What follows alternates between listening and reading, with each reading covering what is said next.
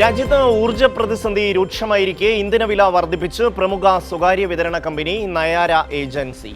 പെട്രോളിന് ലിറ്ററിന് 5 രൂപ 30 പൈസയും ഡീസലിന് 3 രൂപയുമാണ് വർദ്ധിപ്പിച്ചത്. നയാര വില വർദ്ധിപ്പിച്ചതോടെ പൊതുമേഖലാ എണ്ണ കമ്പനികളും വില വർദ്ധിപ്പിക്കാനുള്ള സാധ്യത വർദ്ധിക്കുന്നു.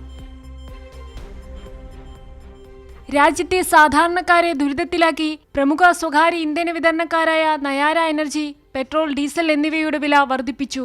പുതിയ നിരക്ക് പ്രകാരം പെട്രോളിന് ലിറ്ററിന് 5 രൂപ 3 പൈസയും ഡീസലിന് 3 രൂപയുമാണ് വർദ്ധിപ്പിച്ചിരിക്കുന്നത്. ഇതോടെ പെട്രോൾ വില ലിറ്ററിന് ഏകദേശം 107 രൂപ 93 പൈസയും ഡീസലിന് ലിറ്ററിന് ഏകദേശം 97 രൂപ 2 പൈസയുമായി ഉയരും. പശ്ചിമേഷ്യയിലെ യുദ്ധ സാഹചര്യത്തെ തുടർന്ന് ആഗോള വിപണിയിൽ ക്രൂഡ് ഓയിൽ വില കുതിച്ചുയർന്നതാണ് വില വർധനവിന് കാരണം.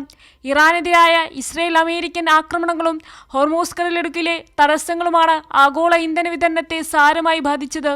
ഇന്ധനക്ഷാമം ഉണ്ടായേക്കാമെന്ന ഭീതിയിൽ രാജ്യത്തുടനീളം പെട്രോൾ പമ്പുകളിൽ കഴിഞ്ഞ ദിവസങ്ങളിൽ വലിയ തിരക്കാണ് അനുഭവപ്പെട്ടത്. നിലവിൽ നയാര മാത്രമാണ് വില വർദ്ധിപ്പിച്ചിട്ടുള്ളതെങ്കിലും വരും ദിവസങ്ങളിൽ IOCയും BPSLും ഉൾപ്പെടെയുള്ള പൊതുമേഖലാ എണ്ണ കമ്പനികളും വില വർദ്ധിപ്പിക്കുമോ എന്ന ആശങ്കയിലാണ് ജനങ്ങൾ. നയാരയ്ക്ക് രാജ്യത്തുടനീളം 6000-ഓളം പെട്രോൾ പമ്പുകൾ ഉള്ളതിനാൽ വില വർധനവ് വലിയൊരു വിഭാഗം സാധാരണക്കാരായ ഉപഭോക്താക്കളെയും ബാധിക്കും. കൈരളി ന്യൂസ്, ദില്ലി.